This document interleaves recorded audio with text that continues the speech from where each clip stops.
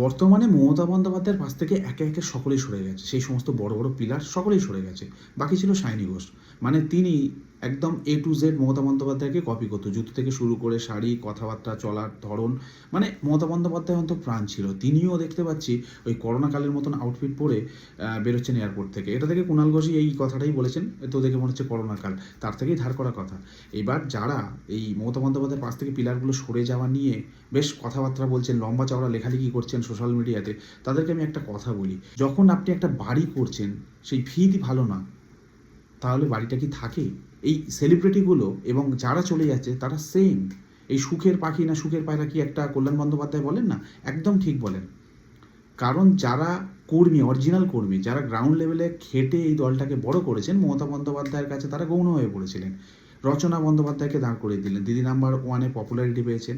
সায়নী ঘোষ কী একটা কথা বলেছিল, তিনি রাজনীতিবিদ হয়ে গেলেন, তাকে দাঁড় করিয়ে দিলেন। তাই এরা কিন্তু পলিটিশিয়ান হতে পারেনি, মমতা বন্দ্যোপাধ্যায়ের সঙ্গী হতে পারেনি। যা ছিল সব কিছু পাওয়ারের জন্যে, ক্ষমতার জন্যে, তার বাইরে আর কিচ্ছু না। তাই মমতা বন্দ্যোপাধ্যায় নিজেই নরম মাটিতে ভিত তৈরি করেছিলেন। এখন আহা করে কোনো লাভ নেই।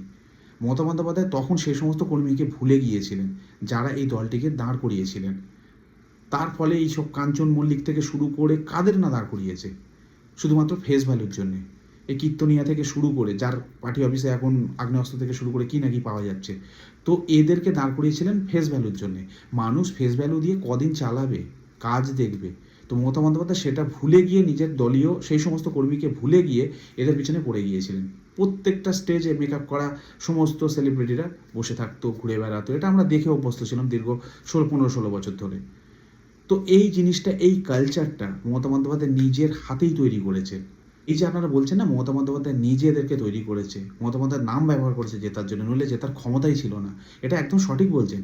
কিন্তু সমস্যা হয়ে গেছে, যেখানে আপনারা ভিতটা তৈরি করেছেন সেই সমস্ত মাটি আপনারা আগে থেকে ভালো করে দেখে নেননি। জাস্ট ফেলার দরকার, গর্তটা বন্ধ করার দরকার ছিল, বন্ধ করেছে।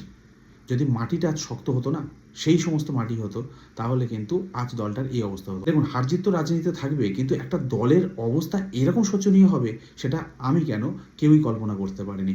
আর এর জন্য একমাত্র দায়ী মমতা বন্দ্যোপাধ্যায়।